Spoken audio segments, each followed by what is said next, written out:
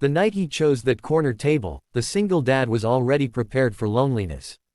The restaurant lights felt too bright, too cheerful, as if mocking the quiet weight he carried inside his chest. He had come straight from work, still smelling faintly of dust and sweat, his shoulders slumped under a tired jacket that had seen better years. He believed this meal would be another silent ritual, another reminder that life had taken more than it had given. He thought he would eat alone, stare at his plate, and leave unnoticed. He did not know that a single moment of human need would rewrite the meaning of that evening, and perhaps his entire life. Before the story truly unfolds, pause for a moment. If you believe in kindness, in second chances, and in the quiet miracles that happen between strangers, take a second to like this video, share it with someone who needs hope, comment your thoughts, and subscribe to the channel. Your support keeps stories like this alive. The man's name was Daniel, and his exhaustion was not just physical. 2 years earlier, his world had cracked open in a way that never quite healed. His wife had died suddenly, leaving him with a young daughter and a future he had no idea how to navigate alone. Since then, life had become a series of routines held together by discipline and guilt. He worked long hours at a warehouse, rushed home to help with homework, cooked simple meals, and fell asleep every night wondering if he was doing enough. That evening, his daughter was staying with a neighbor because he had picked up an extra shift, and by the time he clocked out, every restaurant was closing except this small family place near the bus stop. He went in not for comfort, but because hunger eventually demands attention. The restaurant itself was modest, with worn wooden chairs and walls decorated with faded photographs of smiling families from another decade. The air smelled of soup and freshly baked bread, a scent that stirred memories Daniel didn't have the energy to face. He sat down, ordered the cheapest meal, and folded his hands together, staring at the tabletop as if it could swallow him whole. Around him, there were couples sharing laughter, parents feeding children, and the soft clatter of plates that sounded like life continuing without him. As he waited, his mind wandered to the quiet apartment waiting for him.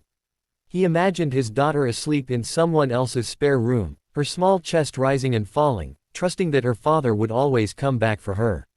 That trust was the heaviest thing he carried. He wondered how long a person could survive on responsibility alone before something inside finally collapsed.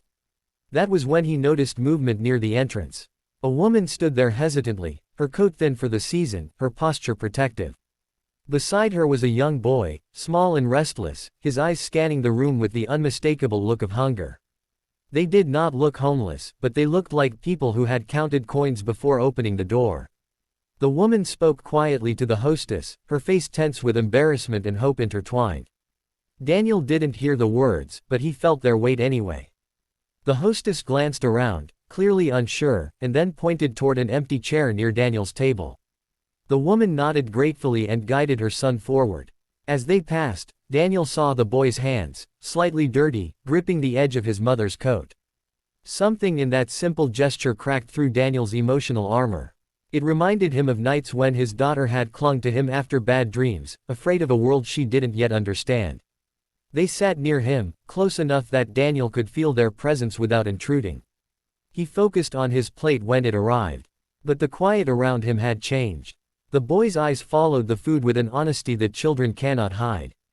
The woman tried to distract him, brushing his hair back, whispering reassurance with the gentle urgency of someone used to managing disappointment. Daniel felt his appetite fade as his awareness sharpened. He told himself to mind his own business. He told himself that he had barely enough strength to get through his own life, let alone involve himself in someone else's struggle. Yet the room felt smaller, heavier, as if the universe itself was pressing him toward a choice. He remembered the weeks after his wife's death, when strangers had brought casseroles, offered rides, and watched his daughter so he could sleep for an hour. He remembered how those small acts had kept him from falling apart completely. As he ate, his eyes drifted back to the woman and her son. Their food arrived slowly, modest portions that looked carefully chosen. The boy ate quickly, with the focused intensity of someone who knew food was not guaranteed. Daniel noticed the woman barely touched her plate, instead watching her son with a soft smile that tried to hide her worry. In that moment, Daniel saw not just strangers, but reflections of himself and his child in another version of hardship. Time stretched. The restaurant noise faded into a hum. Daniel's chest tightened with an emotion he could not name, a mixture of sorrow and recognition. He felt the familiar fear of reaching out, of opening himself to connection when grief had taught him how painful attachment could be. But he also felt something else, something warmer, reminding him that isolation had never truly protected him. It had only kept him numb. When the meal ended, Daniel sat back, his plate nearly untouched now. He watched as the woman gathered her things, her movements careful and deliberate. She counted money in her hand one last time, her shoulders sagging slightly as if bracing for disappointment. Daniel understood that look intimately. It was the look of someone who had learned to expect less from the world. Without allowing himself time to overthink, Daniel stood. His legs felt heavy, his heart pounding as if he were about to step off a ledge. He walked toward the counter, pulled out his worn wallet, and placed enough money down to cover more than just his own meal. The act felt both terrifying and strangely natural, like breathing after holding air too long. He did not seek attention, did not wait for gratitude. He simply nodded to the cashier and turned back toward his table. As he gathered his jacket, the woman looked up. Their eyes met for a brief second, long enough for understanding to pass between them without words. Her expression shifted from confusion to realization, and then to something deeper, something like relief mixed with disbelief. Daniel felt his throat tighten. He looked away, not trusting himself to hold that gaze without breaking. He left the restaurant and stepped into the cold night air, expecting the familiar emptiness to greet him. Instead, he felt lighter, as if some invisible weight had shifted. The streetlights cast long shadows, and the city noises wrapped around him, but for once, he did not feel alone within them. He walked toward the bus stop, hands in his pockets, replaying the scene in his mind.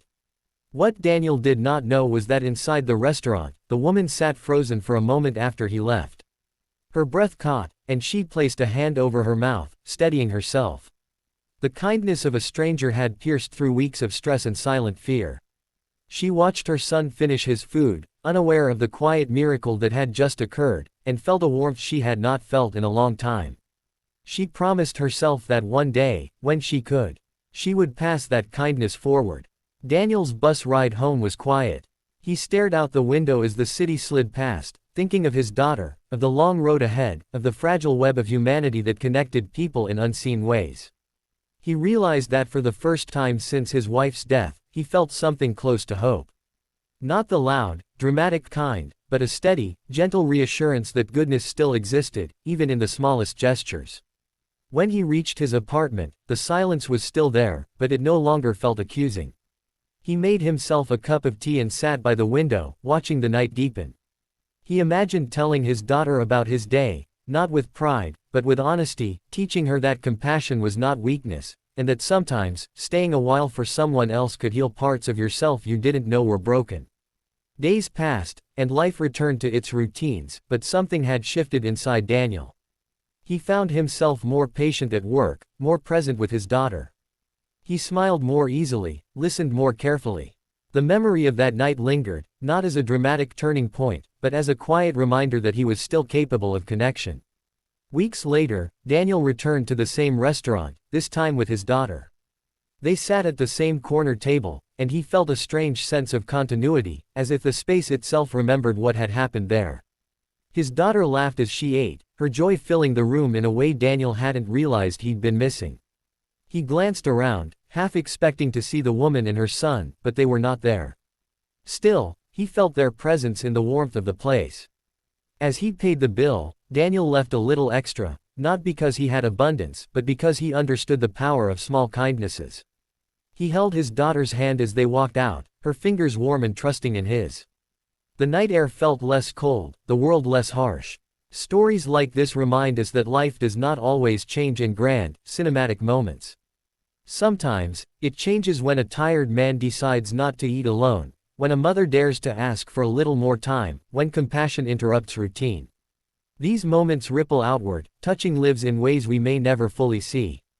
If this story touched your heart, if it reminded you of the quiet power of kindness and human connection, please take a moment now to like the video, share it with someone who needs encouragement, and subscribe to the channel.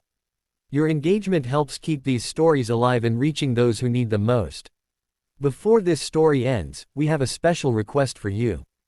Please comment below with one word that describes how this story made you feel. Your words matter, and they help build a community of empathy and hope.